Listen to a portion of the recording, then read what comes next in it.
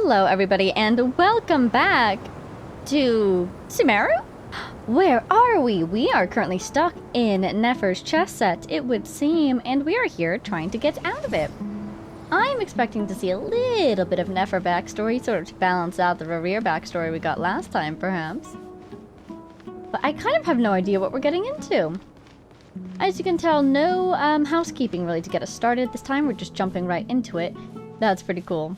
The scenery is kind of glitching, but it's perfect because we're stuck in a memory. Is this Aru Village? I could have sworn, doesn't this area look like the, no, it doesn't from this angle. When we first arrived, it looked so similar to Apep's little underground cavern. But actually, we appear to be near Aru Village. Familiar. That's not a good sign. Oh, we are definitely in Nefer's memories. Time for a little chat. Hi, someone. Retenue? I wasn't expecting visitors at this hour. Wait, is that? Hello. Oh, it's him. Ooh, and the view of us is blocked. I wonder what we look like right now. There you are. Sinue's been looking for you all day. I think he has some news for you. This feels like backstory, right? Oh yeah? What were you doing just now, Uncle Retinue? Hiding away some more loose change? I know I saw some Mora. Oh my god, the way her voice changed. Nefer young. What do you mean loose change? Oh, come on, I'm too old for this. Just pretend you saw nothing. And that's her uncle. Maybe not a literal uncle, but at least an honorary one. His eyes just like reverse blinked. Anything to add, my friend? Nothing. Hello? Could you be an aunt? Alrighty. Talk to a Peppy. Interesting name you have, my friend. It's so eerily quiet now that the music stopped. Oh my god, all the NPCs are different. And it's not Aru, is it? It looks like a settlement that might be near to Aru. Similar ecological situation, similar Hey, kid. architectural Mind design. telling me what Sinuhe's been up to recently? I'm trying to get in his good books and I need a way in. Get in his good books? Why? What do you want with my dad, Uncle Apepi? Oh no, she had a dad. I've written a new song. I was hoping to showcase it at the next festival, but I'll need his approval. Oh, I hope we get to see little Nefer. She'd be so cute. A new song, huh? I'd love to stay and listen, but unfortunately, Uncle Retinue says my dad's looking for me. Well, there's plenty of time and I'm not going anywhere. See that pile of stones? I'll be sitting there warming up my vocal cords. Come find me when you're done. There's plenty of time and I'm not going anywhere. I get the feeling someone's going somewhere. Pile of stones. Got it. We don't know what Nefer's dad wants to see her for yet. He has Dance of Death. Serpent and Scorpion. Oh dear. Yeah, it's not exactly Aru. It's very similar. I wonder if it's nearby. There he is. Anybody else? What's down there? Just a void? Yep, endless void. Let's not fall in today. Oh. Aw, she's excited to see Hi, him. She's Dad. so little. Uncle Retinue said you were looking for me. Ah, there's my little princess. Oh, If you'd gotten back just a little sooner, you could have shared the spoils of war with me. the spoils of war. Spoils of war? Who were you fighting against, Dad? It was just a figure of speech.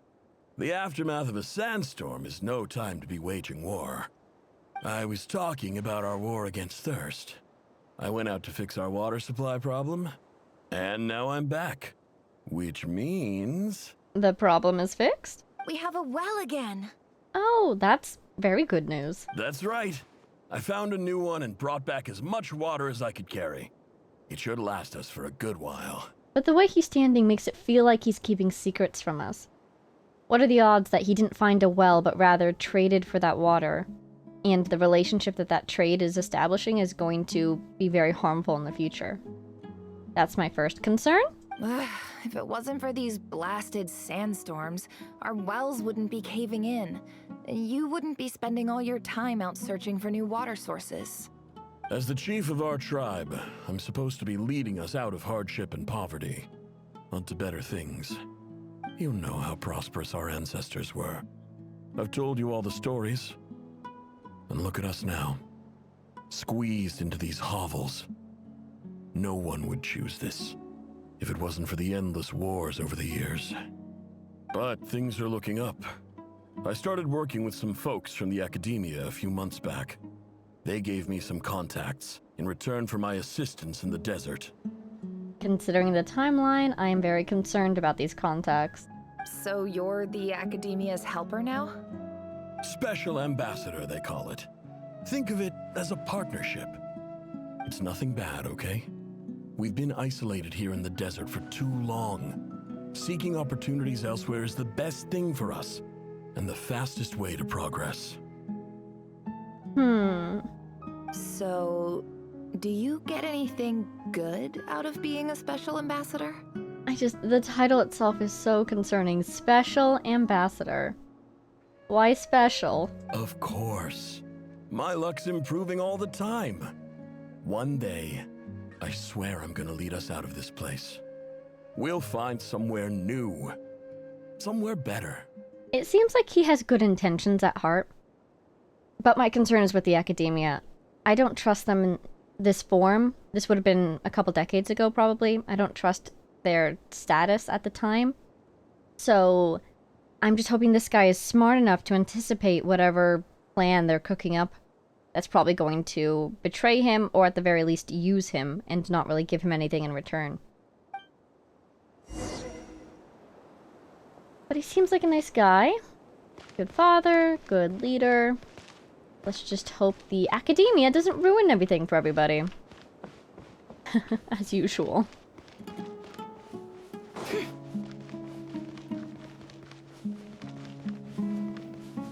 Aftermath of a sandstorm, he said.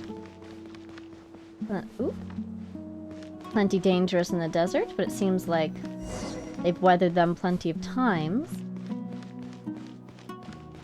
The water thing is an issue. I kind of don't expect to meet anybody we already know. This might just be a series of bad turns. Well, you've gone from chief Oh, to here we thief, go. and now you have to face the consequences. Did you really think you could take our water without permission and get away with it? You're either brave, stupid, or both. Yeah, it's... And that special ambassador act? Yeah, nice try. We spoke to the academia. They said it was all news to them. Well, that fell apart very quickly, so did they just lie, or was his contact at the academia not even affiliated with the academia, etc., etc.? You're a liar and a cheat! Oh no.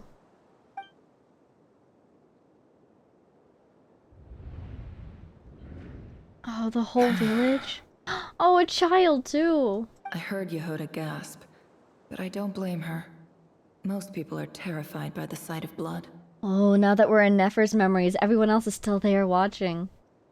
She probably hates this, having all of her backstory revealed like this. I get the feeling she probably kept it very close to her chest. Corpses strewn across the ground. The wounds are clearly from scimitars and daggers. The desert dwellers' weapons of choice. Ooh. There's a handwritten note on the ground. Let's see what it says. Halil, this is Sinuhe, chief of the Shimti tribe. Surely you remember me. I was the one who helped you and your colleagues avoid the quicksand in the desert. I wonder if that's This his is my contact. second time writing to you. I assume my last letter must have gotten lost in the mail, as I didn't receive a reply. I hope this one makes it to you safely. Oh, he seems like a really genuine guy, which unfortunately probably didn't help him in this situation. I'm writing to you because I need some help. That sandstorm the other day completely blocked up our well, forcing me to look for another water source in Iab and Unut territory. It was a matter of survival. Praise the gods. The well of the Iab tribe was intact, It was my last resort. I drew what water I could and left, but not without being spotted. I fear they will retaliate. Oh dear. Okay. So he chose to take the water even though he knew it was a risk. Because, I mean, yeah, it's water. You do need that to survive. You told me to write to you if I ever needed help. You said you'd be my ally in the academia. I urgently need you to formally recognize my title of Special Ambassador and send some of your people to assist me for a few days. It's the only way I can convince them that this was the academia's decision and prevent them from retaliating. This is an emergency. Please send help as soon as possible. I wonder how much of this experience influenced Nefer's own way of running business. Because he made a move before he had confirmation from the academia that he would have backup, and they did not uphold their end of the deal. Meanwhile, Nefer seems like the type to make sure everything is in place before she moves. On the other hand, her father might not have had much of a choice if the water was really that dire. He just needed to take it then. But still, it's kind of cool to see how this probably informed the way that she acts now in the future. Because her father was quite trusting, I guess. And she doesn't allow herself to proceed in the same manner. Looks like this letter never got sent. Oh. Then again, you know, I'm assuming she knew all of this because these are her memories. But actually, we have seen that the chess pieces, the chess set, can put memories together based on the most logical conclusions, right? So she might not have had this information as a child. Never mind then. The writer died a grisly death, and the letter was trampled into the ground. It's badly defaced. Some parts are barely legible. Oh, the way that she's talking about it so impartially, even though it was definitely written by her father. She says the writer. What a ridiculous lie the surviving Shimti tell. Their whole village was butchered over a sip of water. Oh my goodness. Ah, officer. Welcome. Welcome to our humble village. Aru! I thought you would at least have the courtesy to provide some respectable libations. They have no water. Oh, look at the Akasha. This is the finest wine our village has to offer. I promise. Oh, come on.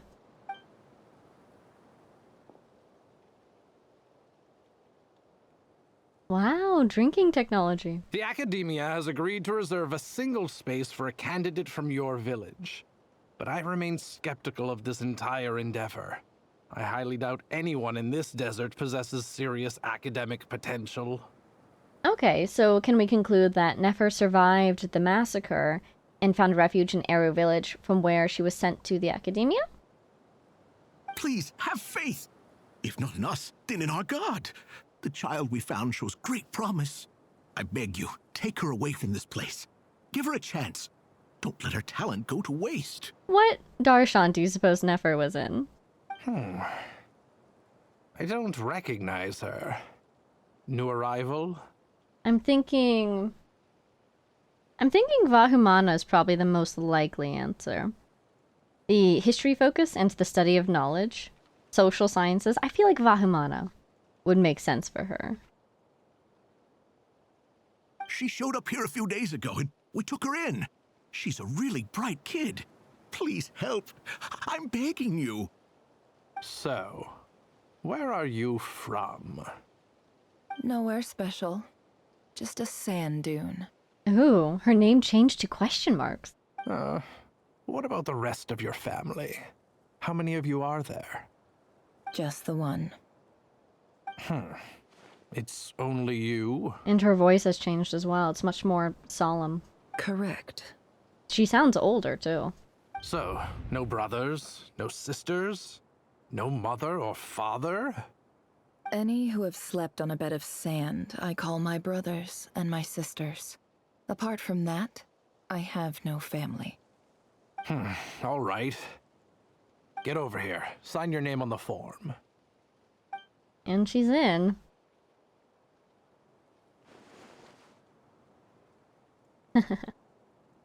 Never? You're You're rather fair-skinned for a desert dweller. Excuse me?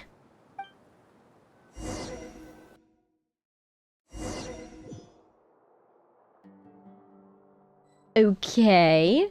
Talk to the advisor. Hopefully that guy is long gone in the future. You know, after we overthrew the sages and all. In other news, we are in the House of Dana. Being in the House of Dana makes me wonder, how long are we before the Sumeru Archon quest? Like, did Nefer overlap with anybody we know at the Academia? There's Alhaitham and Kaveh, of course. We met them around here. But also, Tainari was here at one point. Sina was. And you know who I'm wondering is, Lisa. I wonder if she ever overlapped with Lisa. Do you think there's a chance they know each other? That would be kind of cool, not gonna lie. Nefer, this term's assignments have been issued already. Please read through the materials thoroughly, conduct your own additional research, and then write an essay on the topic. Hey, Vahumana! Yes, Professor, I'm aware. I just had a couple more questions I wanted to get your perspective on. Oh? Please ask away. Well, I saw the other students' problem sheets, and I couldn't help but notice that my assignment is much easier than theirs. Oh. Do you really think I'm a weak student? A weak student? Goodness, no. Quite the opposite. You have a sharp mind. Almost too sharp. So, what do you think? Is he trying to help her out by letting her catch up to speed, ramping up the difficulty of her projects at a reasonable pace? Or is he trying to keep her from understanding the situation here? I think what you're saying is, a weak student wouldn't have noticed the discrepancy. And if they did, they certainly wouldn't complain about the lighter workload. You see, sharp as they come. You see things the way they are, and I'm sure you know why they're like that. Because of where I come from. Because I'm different. I'm sorry, Nefer. I don't like it any more than you do. It's just... Anyway, you said you had a couple of questions. What's the other one? Okay, he seems like a nice guy. Just seems like he's also under pressure. Probably from the Academia. The other professors and the sages. I wanted to check. If someone sent me a letter to the Academia, where do I go to collect it? Ah, your family wrote to you. Well, as long as they put your name on the envelope, someone should hand it right to you. Either nobody has written to her, or I wouldn't be surprised if someone didn't bother to deliver the letter. Not exactly. It's not even a recent letter. I was just curious where the mail would end up if no one collects it. The first letter that her dad sent that wasn't responded to. The House of Dana, I expect. I know there's a box for unclaimed mail somewhere in there, probably sitting on a shelf. Whatever you're looking for, that'd be the place to start. Okay, he does seem like a nice guy. Okay, got it. Thank you, Professor. Oh, don't mention it. Honestly, I feel like I failed you. I'm supposed to be your teacher, but I haven't taught you anything. Hey, don't say that. You're a great teacher, and you do your best for all your students. But the rules are the rules. You're not allowed to teach students like me. That is so pointless and frustrating. Oh my god. It's not just the Academia either. The whole world bends over backwards for the successful and leaves the losers to suffer and die. Oh, my dear child. Don't tell me you've given up on life already. More like she's given up on following the rules, which I say has served her very well in the future. I haven't. I just think that if you want to make it in this world, you have to find a way to become successful. So for her, success is tied to survival. On a level more deeply than other people might consider it, perhaps. Well, thank you for telling us about the letterbox. It's really interesting to see her character right now, because she's kind of halfway between being younger and more gentle. but you can already see the beginnings of her very shrewd nature. And her awareness of the unfairness of the world. Hello, box. This must be it. A big cardboard box full of unclaimed mail. And probably some letters that ended up here by mistake, too. Let's take a look. Oh. Okay, I guess we picked up the box. We're going to a table? Yes, indeed. Oh, deja vu! Just like last time! These letters are huge. A dilapidation survey from Port Ormos. Looks like it's from a Core of 30 representative. What a strange thought. A bunch of mercs losing sleep over rundown buildings. This one was never even opened. I guess the recipient didn't care what the Core of 30 had to say about anything. Who was it addressed to? I don't recognize the name, but it must have been a Kasharawar professor. This one is addressed to the Immorta Sage. The title is Changes Observed in Satyavada Life Symptoms. Why do all these letters read like full-blown dissertations? Reminds me of the requests in Sumeru. You know, oh, please get me some flowers. Please get me some eggs. And they read like dissertations, and I love them a lot. The one about apples, where the requester is justifying why they need to ask for apples, and someone writes, you can just say, please bring me apples, you know? I love that one. Guided by the incense, we became lost somewhere in the forest. All the barriers between levels of consciousness disappeared as our minds soared around in circles, looking for a branch to seek refuge on. I wonder if the experience of reading through these letters became one of her inspirations to go into information. In clinical terms, these symptoms fit the description of incense poisoning. The Immorta Darshan strictly prohibits the use of hallucinogenic substances, but I believe there are still people getting away with it. Because this information is very powerful if you use it in certain ways. On the other hand, I wonder if this informs her special ability with the chess set. For example, my neighbor who always breaks out into song and dance after using incense. This seems like something the academia would want to know about. Why wasn't it collected? Wait, what's this written on the back? It's so small. The note says, the sender authored this letter while under the influence of mushrooms. I would send it back, but no return address was provided. Stamped by the Grand Conservator of the House of Dana. I see. So they discarded the entire thing. Wow. You would think they would at least read it.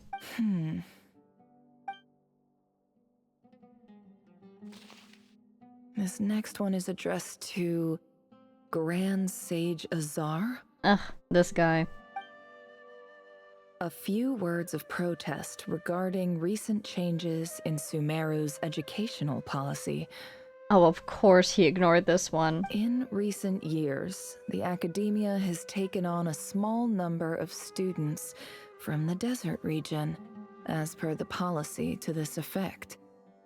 However, it appears to me that these students have not, in fact, been provided with educational opportunities that are, in any meaningful sense, equal to those enjoyed by their peers. As we just saw in Nefer's conversation with her professor.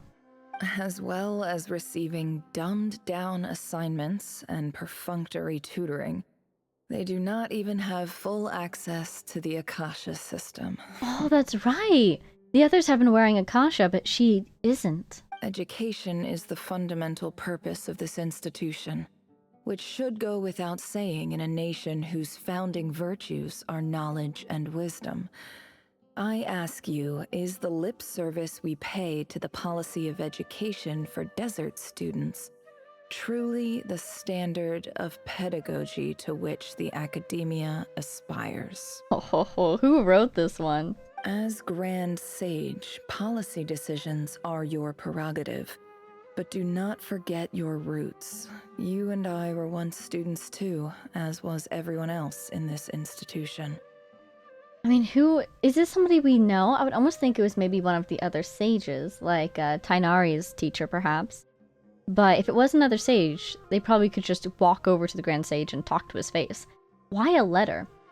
I do hope you will give some serious attention to this matter. I encourage you to discuss issues like this with myself and others, and listen to some alternative opinions. If only. Great letter. Shame it didn't get to where it needed to go. Really? And the sender is... Huh? Sage Cyrus of Spontamod. Cyno's teacher/father figure. Ooh, do you think he sent it because he was out in the desert at this point? I didn't realize anyone else even knew how bad students like me have it in this place. She felt so alone, didn't she? So this is where letters from the Sage of Spontamod end up? Nice one, Grand Sage. Really enlightened leadership. Really? Whatever. This isn't what I came here for. Moving on. I'm not exactly holding out hope that a letter sent from the desert would even make it here. But if it did, where else would it end up if not in this box? I can't believe how much discarded mail there is. Must have been years since someone last went through it all. And this is just one box.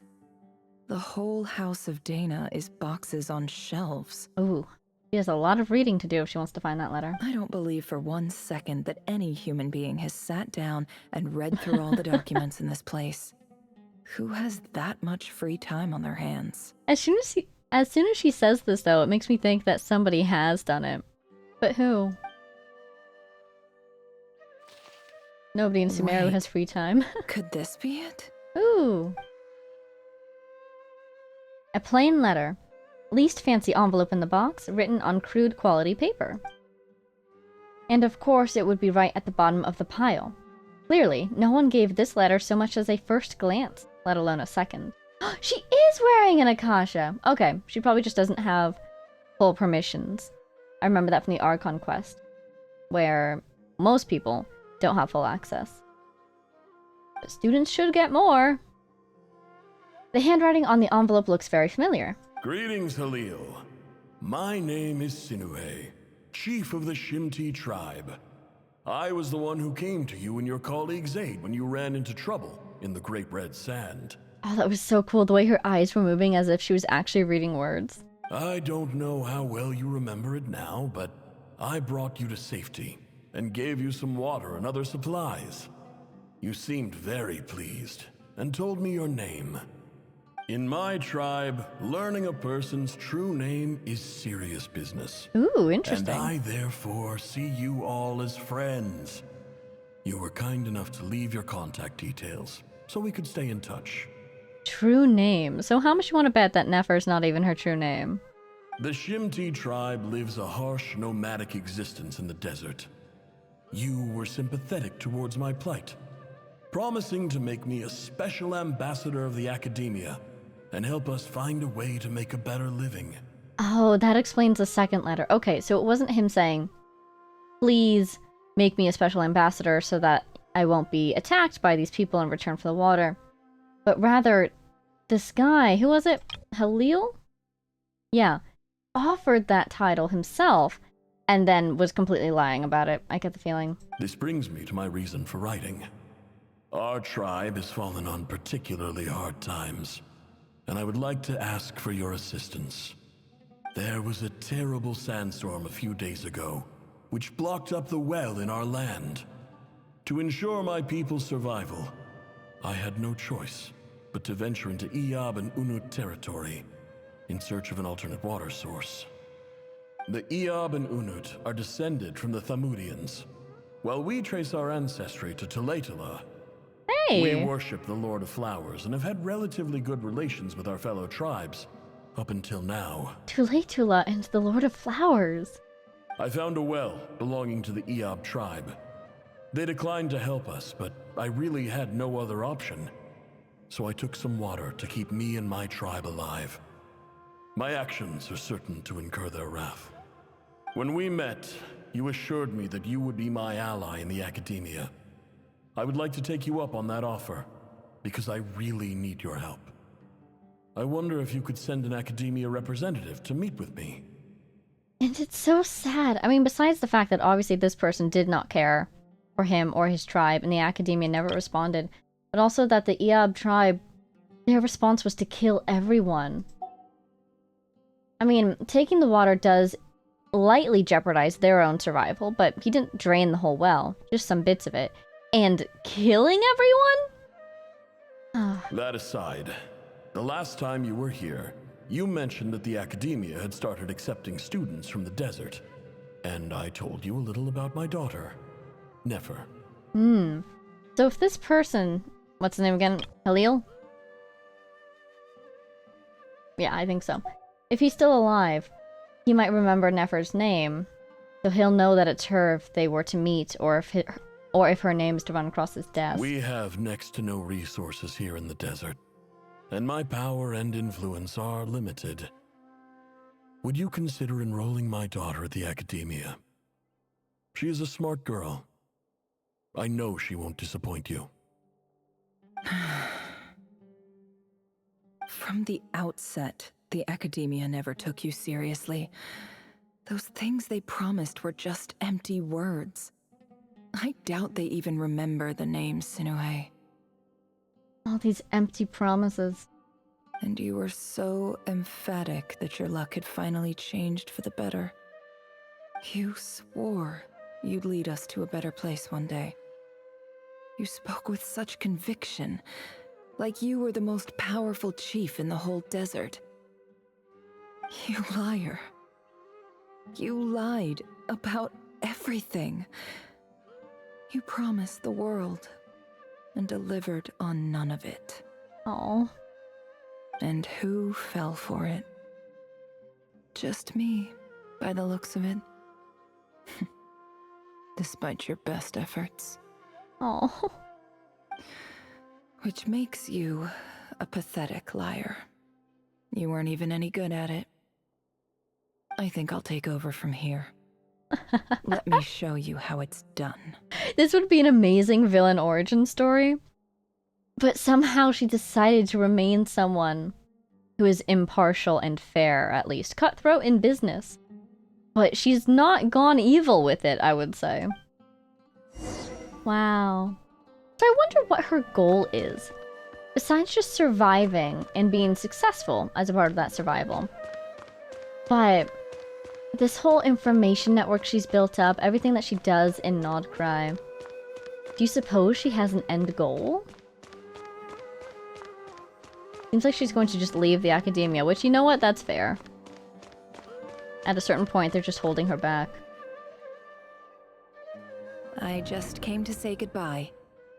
Thanks for everything you've done for me in my time here. Oh my god, is that her? Is that what she looked like? I was wondering. They kept hiding her from us and then only showing us her in her full playable character outfit.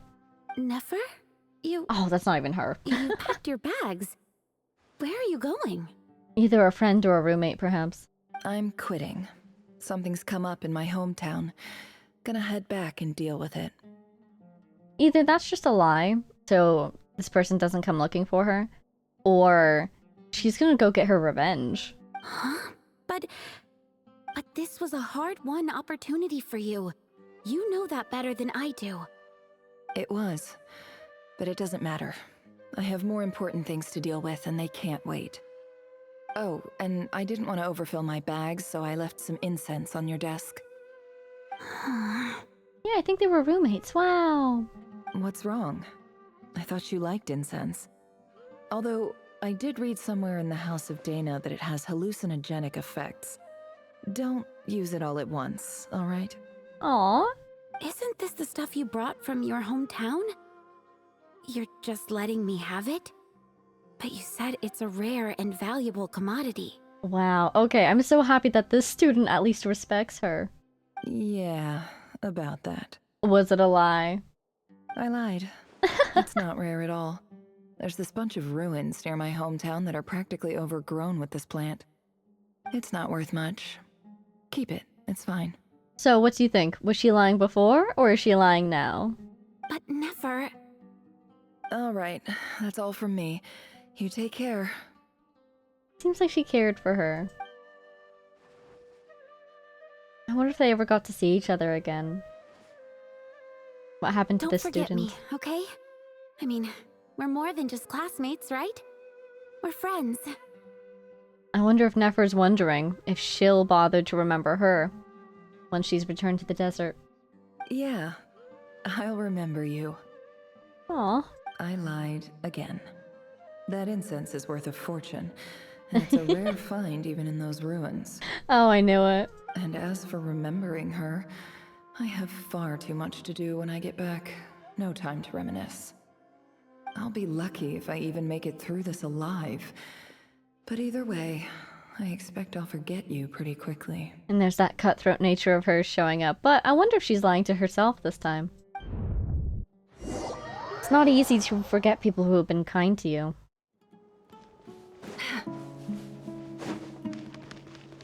Dance of Death. I really think she's going to get some revenge, perhaps. Hopefully, part of her plans includes securing a good well. I guess she's in Eru now. They probably have good wells, but I would like her to check up on them if she doesn't mind. Talk to the Eab chief. Is this the area where you can, like, fall through the ground? But yeah, she's definitely getting her revenge.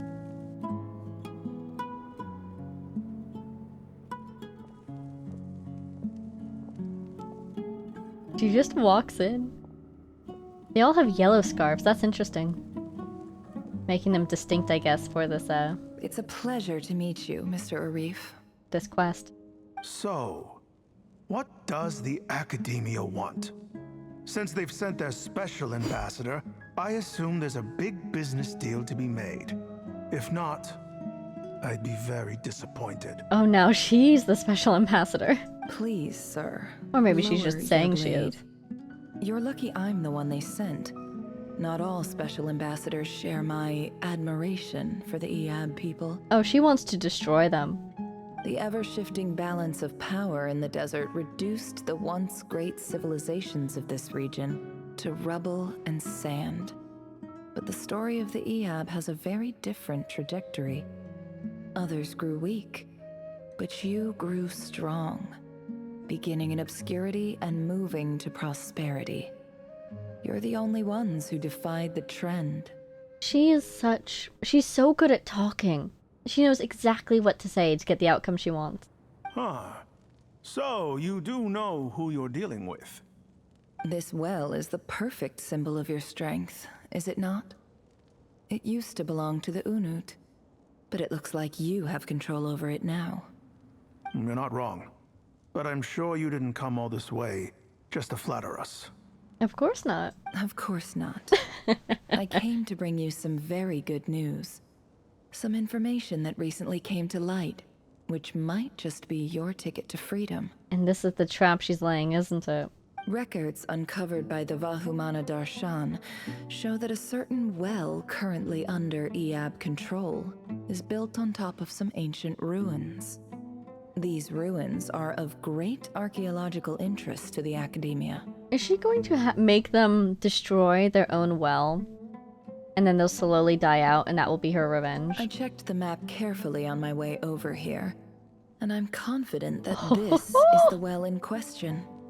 The Academia is offering 50 million mora in return for excavation rights. And you know right there that it's a lie. The Academia would never offer Mora to the desert tribes for permission to excavate. They would just excavate. 50 million? No, wait. If these ruins are as important as you say, 50 million's a little low, don't you think? He's bought it. Don't get greedy, Eab. We know far more than you think. We know that you seized this well by force. Wasn't that the first step in your rise to power? To drive away the Unut and steal their water supply? So what if it was? They're surrounding her. They'll be fine, though. Don't worry. As unscrupulous as it was, it's something we're willing to overlook. The Academia is only interested in dealing with the de facto power holders in the region. I hope I am making myself clear. She's basically saying, make sure your control over this well is secure, or else that 50 million might go to someone else. But it's all a lie. I'm firmly convinced. And I hope your words are the truth. If I find out the Academia is trying to play me, I'll hunt down every one of your people and make you watch as I cut their heads off one by one. That threat is only going to reinforce her desire to do this, because they've already done that. They've already hunted down all of her people. I assure you, Chief, that would not be in your long-term interests. You don't want to make an enemy of the Academia. She's so cool. She's so calm. You see how I'm dressed, don't you? I appreciate that you've never been to the rainforest, but surely even you recognize an ambassador's attire when you see it. And what does a barbarian like you have to lose anyway? You really think the Sumeru Academia would bother to come all this way just to lie to you? We have more important things to worry about. She definitely came all this way just to lie to them, but actually it wasn't just to lie to them. It was to lie to them, to ruin them. All right, I take your point. The Academia is the highest authority in the land. I'm sure you're trustworthy people. At the same time, it's kind of sad because, like her father said, her people ended up in the position they did after endless war and battles between the different groups. And he really wanted, it seemed, to establish more peaceful relations with everyone that he could. And here she is, definitely not following in those footsteps. But you really can't blame her. It did not at all work for her father. And she doesn't have to do it that way just because he wanted to do it that way, you know? But it's interesting. It's cool to see that her character is so different from his. Makes her feel like her own person. We have a deal. We will sell you the excavation rights. Amazing. I'd like to thank you, Ambassador. This is good news indeed. Excellent news. In fact, it calls for a celebration. Would you do us the honor of staying a while and enjoying some Eob hospitality? If she says yes, she'll have the perfect excuse to hang around and destroy the well. But they could also kill her. They wouldn't. They want this deal to go through. Gladly. I am partial to wine myself, and I trust you are as well. So let's indulge in a few drinks together, in celebration of this momentous occasion. And if she had said no, it would have been suspicious, so... Makes sense. She says yes. Elated, the Eob drink the night away. The prospect of their new wealth is almost as intoxicating as the wine. But when the new day dawns, it brings some shocking news. Chief! Chief, it's an emergency! Oh? It's the Unut. They've taken the well. Oh, did she go there first, do you think? And she's pitting the two tribes against each other? What? Well, don't just stand there. Take it back. Because she just spent her time here impressing upon the Eob how important it is that they maintain control. Yes, Chief. I have every confidence in the Eob's military superiority, and yet... Well, what is it? Yeah, he's nervous. The Unut's response was alarmingly fast. The day after we reach a deal, they seize the well. This can't be a coincidence. Perhaps there is a traitor in your midst. She is sowing so much discord. I don't think so. I am obliged to remind you, Chief, that the Academia will only deal with the de facto power holders.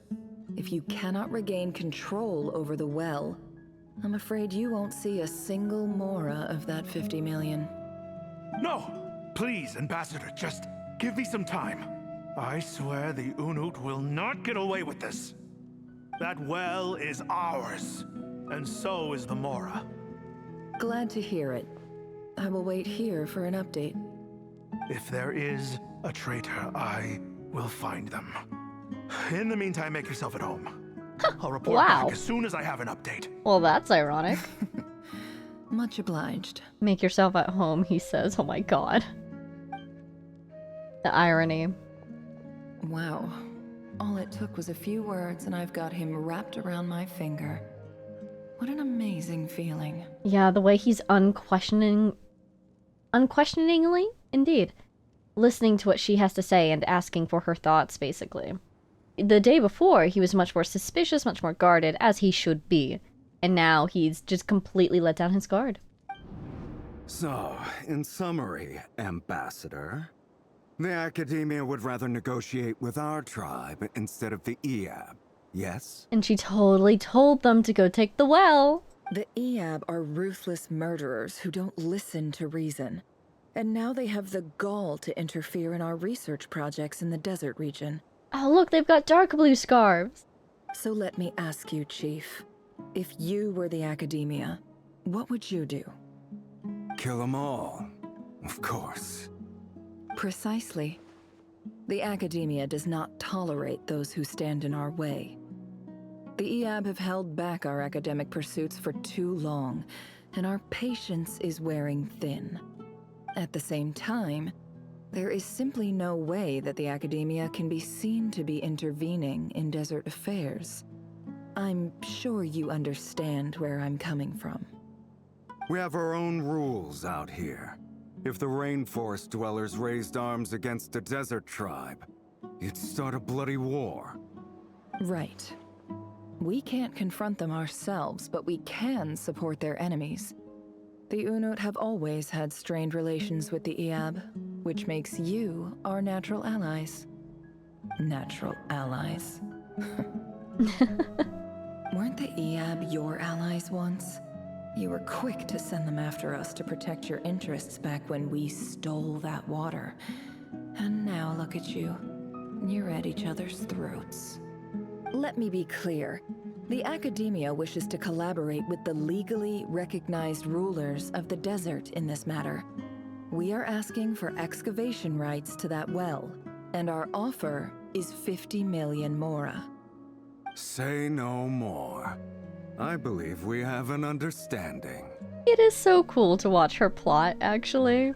This is some excellent scheming. It's going to result in a bloodbath, but you have to admit she's doing a good job. If this is her first time doing something like this, she's an absolute natural at it. Good. Then I suggest you get to work. Get us access to that well, and the mora's yours. You see, Dad? Lying is easy when you know how. People will believe anything. Exactly. When you know how. How did she learn? Did she just observe others? Probably easy to pick up at the Academia. Did someone specific teach her? Did she just figure it out herself? I could believe it being a combination of the three. Actually, I feel like the observation and just self-study is probably the answer here. She seems like a natural indeed. We know she has some connection to King Deshret, right? I'm vaguely remembering the the Layla event. Oh god! I can't climb. Where do you want me? Anyways, I did do this event. It was just before I made it to Nodcry. And so it's hard to remember, for me, it's hard to remember details about people that I haven't met yet. So I remember they talked about Nefer briefly.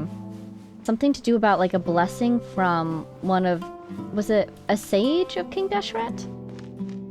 The king, not the Ibis king. One of the kings that kind of followed King Deshret, right? Something to do with truth. I wonder when she got that blessing. Oh. Oh. Even though it was the results of her plans, still seeing this reminds her of what happened back then, doesn't it?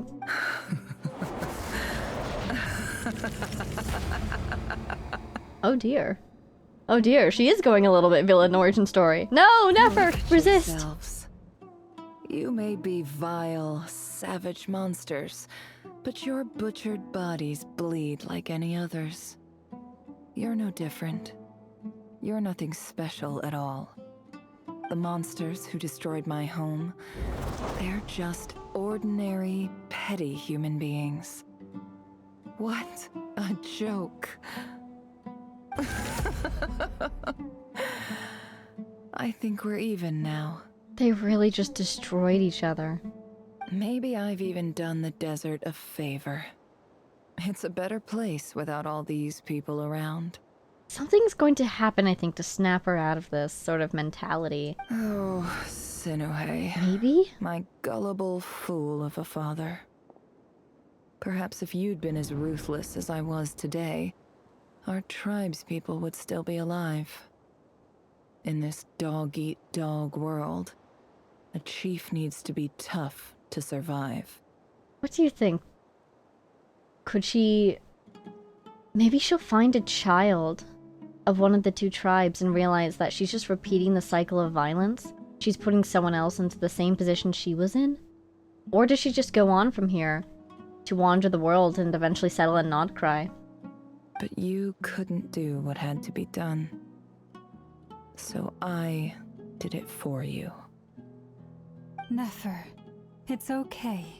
All of this is in the past now. Oh, I'm so happy. I love that they're... Of course, this is Lama we're talking about, but she's not coming from a place of judgment or censure. She's coming from a place of understanding and support. Come on, refocus. Don't get lost in the memory. I believe I remember you promising to remain silent. Yeah, but even so... Wow, I love... She was saying the whole time, you know, don't say a word, it could be dangerous, and what gets them to finally break their silence is concern for their friend. Slash their boss. Yehoda, In Yehoda's is there case. anything you can do to ease the tension? You got this, Yehoda. It's your time to shine. Alright, time for a sharp turn onto a completely different topic. Look at the focus and determination on her face. You've got this, Yehoda. So, anyway, that's enough of that. When are we getting out of this place? Good job, refocusing back on the task at hand. Feels like we've been walking forever.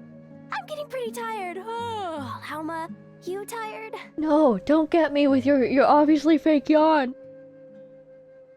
She's making me yawn. Yes. If we can find somewhere to sit down, I could certainly do with a rest. It's not far now. There should be a temple just up ahead. Is the situation about to reach a conclusion? Yes. Really? A temple? That's where this story ends? Could it be the Temple of Silence? I guess that's how things go in the desert. I've been to a similar place with a friend from the desert before. Desert dwellers can never escape their destiny. Or so everyone says. I never wanted to believe it, but looking back now, I'm as desert as they come. And you know, the Temple of Silence does have connections to Tule Tula too, doesn't it? You mentioned a temple. What's waiting for us there?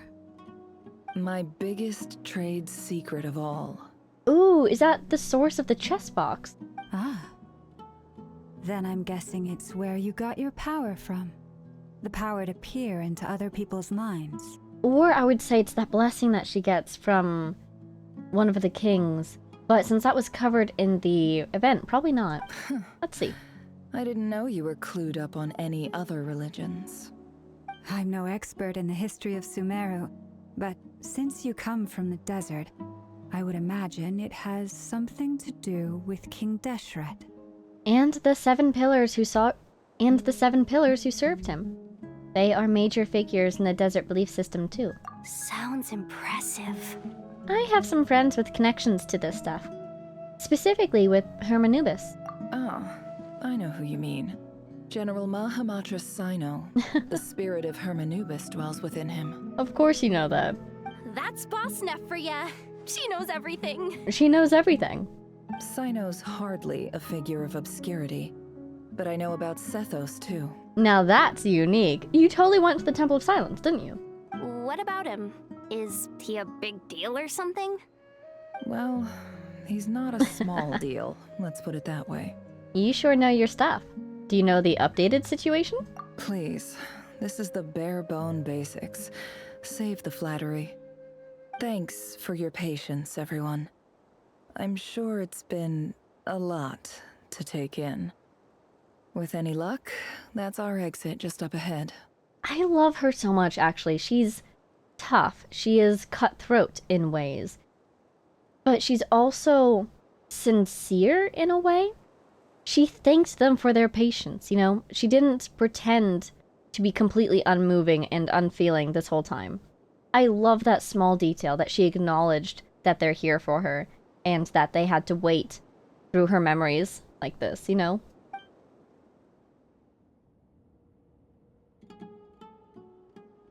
It's such a nice touch.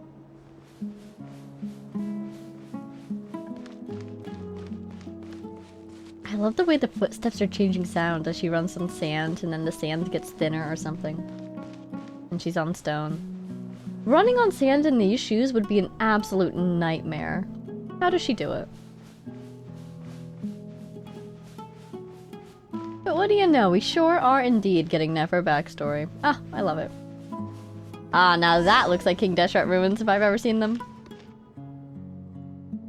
The entrance of the temple. It's been a while since I've been to the Temple of Silence. Is this an entrance to the Temple of Silence? Might be. But it could be just a different one that she found.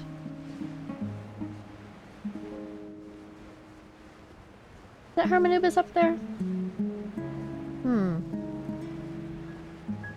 I don't think so. It looks like a bird's head. Am I in the wrong? I'm in the wrong. Okay. They want me to walk through a specific spot over here. There it is. Oh. I was trying to come around from the front.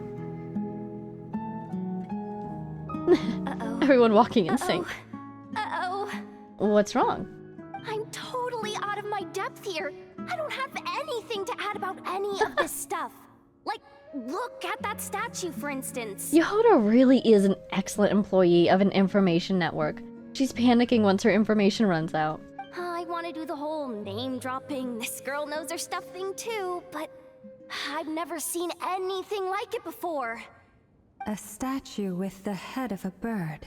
Looks like something out of King Deshret's mausoleum. That's Thoth, the Ibis King. It was the One Ibis of the 7 King. pillars of King Deshret. The legends say that he, the Crocodile King, and the Goat King were the 3 retainers of King Deshret. These names are indeed sounding familiar. Let's take a look. Ooh. Oh, cutscene. This is totally when she gets her blessing, isn't it? There's a cat. Cats are always gods. Is that Ashru? Oh my god, wait. It totally is. Ashru, you look majestic. That was amazing. What a good stretch. It's just Ashru. Just Ashru? So, all is well? No, we must first defeat Ashru in combat to earn his recognition.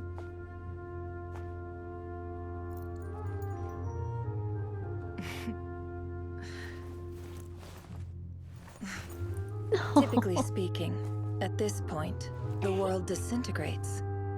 Then we find ourselves back in the outside world. Besides, these are my memories. There's nothing to fear. You're sure? Of course. It's almost over. What's the last step, though? Ooh, evil cat! Wild hunt! Oh dear, she looks surprised. Okay, everybody. Yes, that's my girl! Oh, whoa! Whoa, what was that? It looks like golden power! Hold on! I suppose it could have been pyro, but... that was interesting. That's Rerir, isn't it? Is he in the memory? Knowing too much is always a death sentence. Hi. Speak for yourself. What a line. Oh god, oh no. The protective charm. Oh my gosh. From Alice, right? Nice, good job. It's just like with Skirk and the... Is that looks like Flint's fire. How repulsive. What is this light? Oh, Columbina! Oh, nice. She's taking the opportunity to strike while she can. Is she trying to trap him in here or something? Delay him at least so that we can leave and he's stuck? Columbina! Paimon! Dane! That was Dane's attack! Of course! Oh, the box is gonna break, isn't it? Is he trapped in there? Is he really trapped in there for now? That's huge if so! Aw, the Sumeru music. Bye, Sumeru! Timed that pretty well, didn't I? Yes, you're always saving us! Thank you! You certainly did! It's okay. I'm just glad no one was hurt. And that was Dane interfering. That explains why the voice sounded different. Paimon noticed you doing something Paimon! too, Dainsliv. Were you helping get them out? Yeah, he broke through Rerir's abyssal attack. Makes sense. Of course. When I asked Nefer to conduct this investigation, I was not naive to the dangers involved. I had a duty to ensure your safety. Well, we appreciate it. Oh my god. This is so cool. Good to know your sense of justice is still intact after all these years. That's a loaded statement. And so just like that, I think she's deliberately revealing to Dane that we learned quite a bit about him in those memories as well. Which he probably suspected we would. I take that to mean that you saw the truth. That comes as a great relief. I certainly did. And thanks to your help, I also managed to trap Rerir inside the chess set. That is huge. I don't think it'll hold him for long. But that's a big help. Whoa, really? How'd you manage that? I'd say we should send him to space or something, except I think he'd be able to come back from that. Could we toss him into a volcano? He'd come back from that too, though, wouldn't he? Well, to be honest, I sensed that something was wrong long before we made it to the temple. Yeah, we were trapped in there for a reason. By using this fragment to probe into Rerir's past, well, the monster formerly known as Rerir, it seems I alerted him. I was tracking him, then he caught on and started tracking me too. Can't say I'm surprised. Yeah, she did say this whole time that doing this would be dangerous, and never exactly specified why or how, so makes sense that danger caught up with us, literally. But how did he track you through your thoughts alone? That shouldn't be possible. Rerir was a secret agent who reported directly to the Vinster King. He is an expert at finding a trail and hunting down his pursuers. And it might have something to do with the way in which the box works, and also the fragment of him that we used to get into those memories. There's a lot of unknown variables in this equation. So I could see some sort of connection reaching back towards him and alerting him. No wonder. He infiltrated the chess set, read my thoughts, and built a new virtual chess set inside of it. That's why we weren't able to leave at first. Speaking of your chess set, it's quite a remarkable item. Would I be right in thinking you have some connection to King Deshret? There it is. She sure does. You overestimate me. I only have a connection with one of his underlings, the Ibis King. Well, you know. What is it, that saying? Everyone is 2 degrees of separation from everyone else or something like that? You all saw how this came to be. A long time ago, the Iab massacred my tribe, the Shimti, in our home village. A few years later, I enrolled in the academia, where some new information came to light. The Unut and the Iab fought a bitter battle over the rights to a well, all for the sake of a non-existent 50 million mora. The Iab ultimately won that confrontation, but their victory came at the cost of almost every warrior in the tribe. The final blow to the Iab came at the victory feast, when an Unut assassin beheaded their chief right before my eyes. Oh my god. The remaining Iab fled and have been scattered to the winds ever since. Having gotten my revenge, I returned to my hometown, where to my surprise, the nearby temple was still standing. There it was, seemingly immune to the relentless hostility of the desert, while my tribal home lay in ruins. As I stood there gazing at the temple, I noticed a cat just outside. This cat, as it turned out, was home to the spirit of the Ibis King. He led me to a gate deep inside the temple, and there he made a deal with me. This chess set is my gift from the Ibis King. The chessboard within is made to the same specifications as the one in the mausoleum of King Deshret, and represents his power of piercing analysis. The one in the mausoleum of King Deshret? Now I'm curious. There's that big chess set that's by the ruins of Gurabad, which I still haven't finished.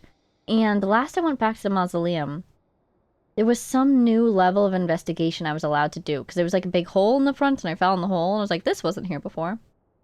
I think there's more for me to do over there. But a chess set inside the mausoleum? Have I done that one already? Oh, is it the one with all the floating platforms? Is that the one? With this chessboard in its container, I gained a certain ability to perceive hidden secrets. Now, you could conclude that the Ibis King simply wanted to give the people of this world the power to seek the truth, but I don't believe that's the full story. He gave it to you for a certain specific outcome, maybe? Every god plays favorites. Their hearts are as fickle as any human's, full of secrets, perversions, egotistical tendencies. But precious few gods are willing to admit this. It is the same with all powerful forces, including fate itself. Their gaze falls preferentially upon a select few. As you rightly point out, this is an act of favoritism. If you're alluding to the Abyss, then yes, I agree. Gather the others. It's time to share everything I've learned. Oh, now that's an interesting... Okay, just want to review that last exchange really quick. So he's talking about the Abyss also playing favorites. I suppose that would be the sinners. But again, the intelligence of the Abyss itself is an interesting topic. Hi, Ashru. Thank you all for being here. Hi, everyone. Oh, look at Ashru in the corner. As promised, I did some further investigating into the Rerir of Solnari's background. I am pleased to report that the investigation has been most fruitful indeed. Fruitful, almost a little lethal, but you know what, we pulled through. The Rerir of Solnari, real name Rerir, was once a Khanrian subject who served the Vinster King. I will now share the important details of his story. Please save any questions or comments for the end. I was about to say, wow, she's a really good lecturer, isn't she? And then I realized, oh my god, she probably learned it while she was at the academia. How to effectively deliver information quickly. Nefer narrates Rerir's backstory to the group. Yehoda's still playing with Ashru. At the Vinster King's behest, he gathered intelligence and assassinated descendants of the Crimson Moon dynasty. Unwilling to take down his beloved, Thelindis, who was secretly of Crimson Moon heritage, he then got dragged into court politics. The picture of Ashru. Vedrfolnir's voice, which spoke to him of his fate, was like a reflection of the moon. Though he could disturb the waters to gain some temporary relief, he was powerless to erase it entirely. In contrast, Rerir's own life was like a reflection of a broken moon. Once the stormy winds of fate blew across the water's surface, it was utterly destroyed. Thelindis smuggled away a piece of the moon before disappearing through that mysterious portal. It was passed down through the ages, finally falling into the hands of the knave. But what lies on the other side of that portal? Is it really a whole other world? Thelindis never had the chance to share what she found there. Neither did Rerir, who followed her in. Yeah, because that's something... I had a note over here. Because when we first learned about Rerir from Columbina, she said that it was said that he fell into the moon's reflection. We never really got an explanation of what that meant. And then we saw in his memories that Thelindis actually fell into a moon's portal. But it seems like he found a way to reopen it and enter it. Probably through the abyss. So that's why he's so obsessed with the moon. Indeed. So did he find her in there? Does he want to return to this world so he can bring her back with him? What happened in there? I could see him surviving, but her not. A tragic tale, to be sure. But it does not excuse his many transgressions. No matter how much Rerir suffered in the past, the fact remains that he is what we know today as the Wild Hunt, wreaking havoc upon innocent lives in Nodcry. This is true. He becomes more dangerous with each passing day. If left unchecked, it is simply a matter of time before all of Tevat suffers the consequences. This is a threat that the Knights of Favonius cannot ignore. Okay, cool. Kind of establishing what the Knights of Favonius are doing here. Why they're involved. For Miss Columbina. They're just so knightly. Forgive me if this is presumptuous, but have you ever seen the spatial gateway that appeared in Rerir's memory? Never. But I have heard stories of something called the Moon Gate, and this seems to fit the description. Reminds me of the moon mirrors, actually, and the way they reflect the moon. Potentially, to be fair. The Moon Gate. And she does have a teleportation ability herself, so does this take you to the moon, one would assume? Miss Lama, any thoughts on this? Or could it take you wherever the caster wanted it to? In the lore of the Frost Moon Scions, the moon is believed to hold many secrets. Some sources speak of ancient knowledge, others of a gateway to the unknown. That gateway is probably what we're talking about here, to the unknown. Is it unknown because the destination keeps changing, depending on the will of the person who opened it at that time? Or is it always to a new space? The term Moon Gate is one I have heard before. But as is the case with all of our legends, there are no records of any first-hand witnesses. We cannot know whether it truly exists. Then back to Miss Columbina. As a moon goddess yourself, do you have some idea of where the Moon Gate leads to? Look at Yehoda! She brought Ashru back out! Not at this stage, sorry. I do hold the power of the Frost Moon, and my strength is recovering well. I can sense that the gate would open at my command, but... Ooh. But yeah, probably not a good idea to open it right here, or right now. But there's more to the power of the Frost Moon than that? Yes. A moon goddess has the right to open the Moon Gate, Ooh. since it is a path to the moon. But as Nefer mentioned, holding open a spatial gateway takes a huge amount of power. So it is a path to the moon. This is great! We want to get Columbina to the moon, don't we? So probably her gate would get her to the Frost Moon. The other gate probably went to the Crimson Moon, which was in the abyss and shattered. Yeah, with the moon destroyed, where would the gate lead? No wonder they've been trapped in like a pocket dimension. So if we can get Columbina a bunch of power, she can maybe get herself home, which is great. That's one of my personal goals. But the other moon, when the moon is destroyed, a gate that would take you to the moon, where would it take you? And right now, I need to conserve my energy to fight the Rerir of Solnari. I'm afraid this is one mystery we may have to leave unsolved for now. I'm kind of picturing like a black hole sort of situation. Endlessly falling into a singularity. I agree. Better to save your strength. But if you'll humor me for a moment, I have a bold conjecture of my own regarding the world beyond the gateway. Ooh, yeah? I highly suspect that neither Tholindis nor Rerir made it through unscathed. The evidence pointing to this is the fact that the Rerir of Solnari exists in the form of countless fragments. True, he shattered.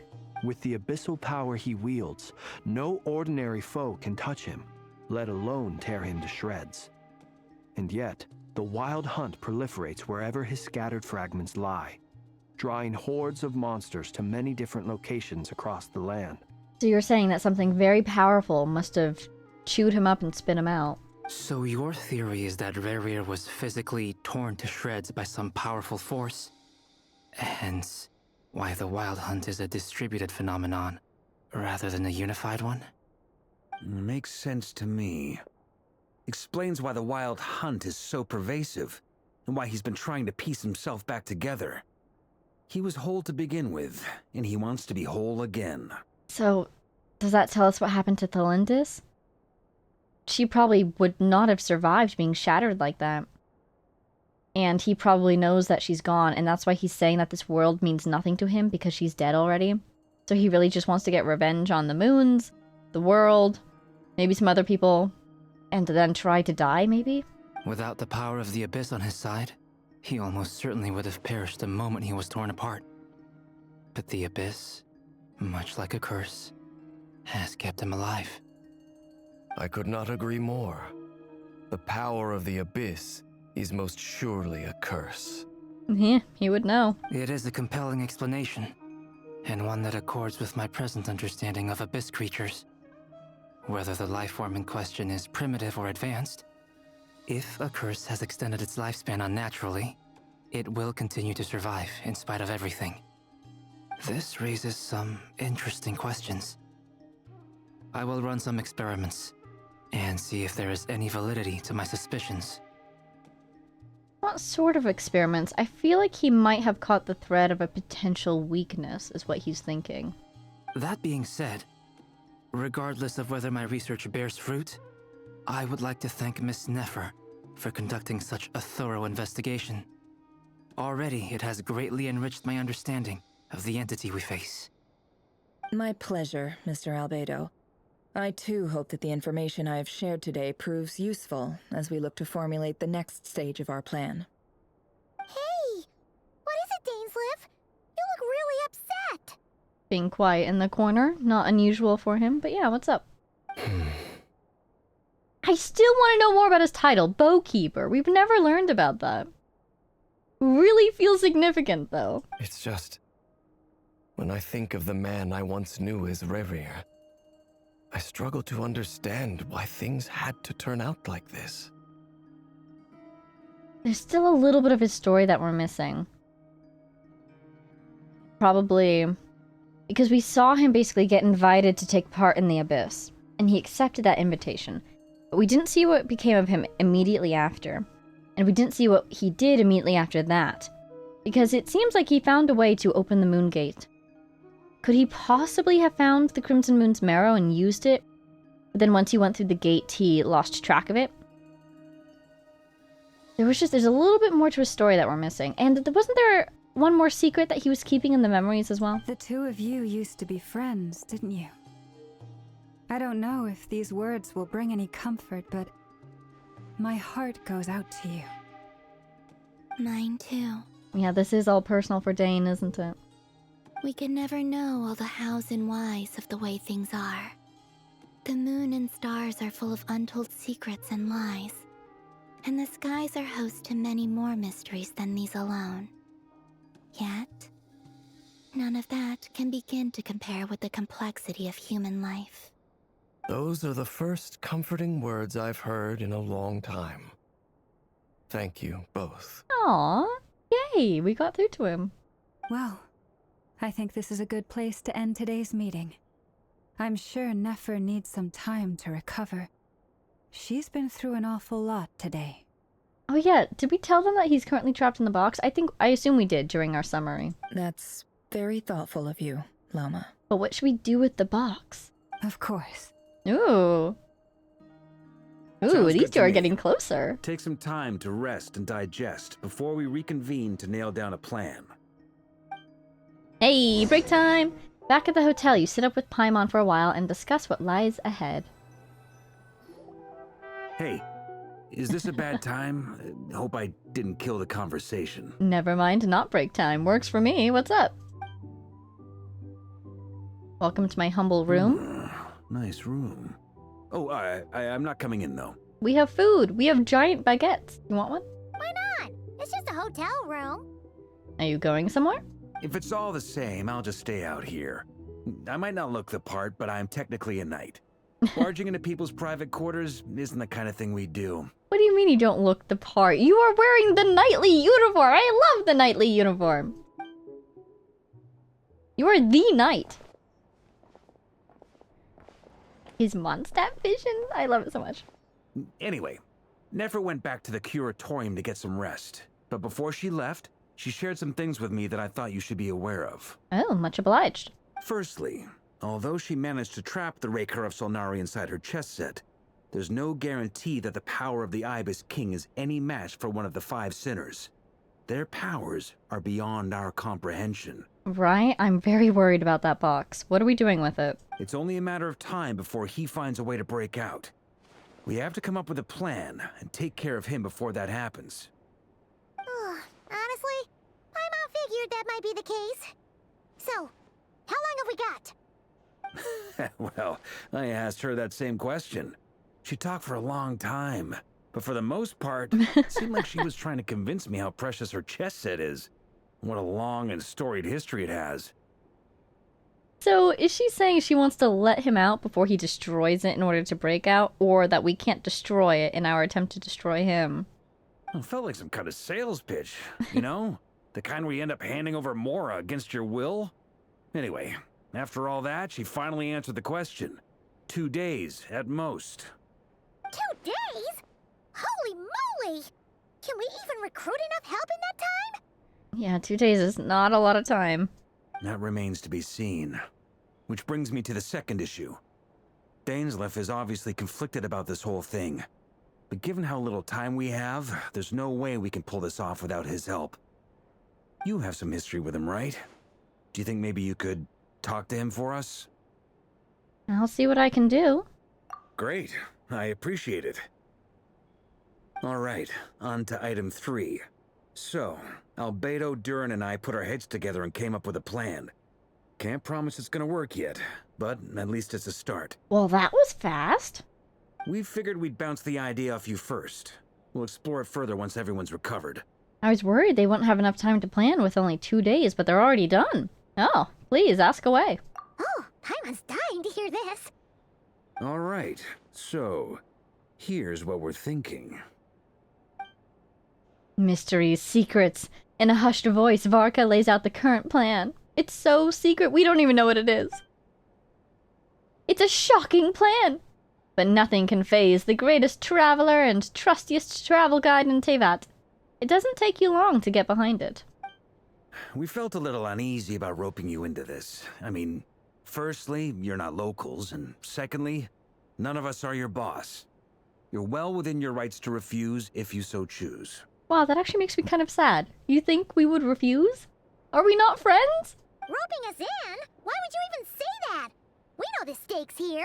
It's all of us against the Rerir of Solnari, or none of us stand a chance. What do you mean roping us in? Aren't we already in? I choose my words very intentionally, I'll have you know. I like to think there's an art to striking a down-to-earth tone even when the stakes are through the roof. But no, it's when you think about it, he is being a great leader here, I would say.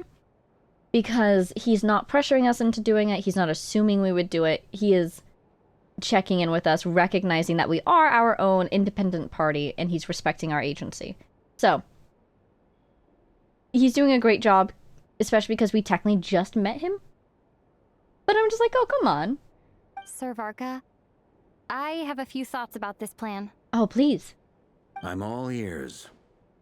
I think we can be more flexible with how the roles are allocated. In my view, the most sensible lineup would be like this. Ooh, fascinating. The roles are allocated. I see your point, yeah. But if that's how we're going to approach this, you'd better make sure you're ready. I'm so curious what the plan is. To be clear, I don't doubt your abilities. Far from it. I just want to make sure. Are you really willing to take all this on? I want to do everything within my power. The Rerir of Solnari is a truly fearsome opponent, and if I do my part, it'll greatly reduce the risk for everyone else involved. Oh my god, look at her go! I'm so proud! Well, that tracks with what I've heard. Jean's mentioned in her letters that you're so diligent it's almost abnormal. That's... okay, if Jean said that, then oh gosh, what's wrong with us? If Jean thinks we're too diligent, I'm frightened. But if this is Varka's interpretation, come on, Varka. You can do some paperwork, it won't hurt you. You might get a paper cut, don't worry about it though. As in, most people weigh up the risks and rewards in situations like this. But you seem to just march towards danger without a moment's hesitation. Well, we've already weighed the risks and rewards. We just think fast, haha. Of course, everyone appreciates a fearless pioneer. But all that aside, I'm the Grand Master of the Knights of Favonius, and you're our honorary knight. I want to make sure your courage doesn't come at the expense of your safety. We are very skilled and will do our best, and also no one in this situation is safe. If we contribute, at least everyone's a little bit safer. Thank you, Sir Varka. I should be the one thanking you. It means a lot to have you on board. I'll give some serious thought to your suggestions. Yay! Our tactical advice has passed muster. Varka gives a very knightly bow and says he'll see you at the hotel again later. He has arranged for everyone to meet and finalize the plan of action. In an effort to lighten the mood, he booked out the hotel for this meeting, so you could all chat over a drink. As the moon rises in the sky, you and Paimon leave your room, discussing whether Paimon has any other options than fruit juice. Everyone is already there waiting for you. They're chatting and smiling. Clearly, the rest has done them good. As well as the existing crew, some unexpected help has arrived. Huh? More? Unexpected help? Still, you remain conscious of the fact that the future of Nodcry rests on what is decided tonight. So many lives are at stake. You may never meet most of them, but whether they know it or not, all of them are counting on you. Dun dun dun. Game of blood and sand? Oh boy. You're giving me a breaking point. Who's the unexpected help, though? Because there's only one person that we know is here that we've met already that could show up randomly. The other people that we know are here we haven't met yet. So I don't think they would just pop in like this. Unexpected help sounds like it's someone we know but didn't expect to be here. Oh, I'm fascinated. Okay. Trying to think of anything else I need to do. Is Columbina back yet? Over here. No, curses, 11 hours. What time will it be in 11 hours? What on earth was I doing at that time? Okay, I think unfortunately we're gonna have to call it here. Let's see, where are we? Act 4. Echoes of Fate.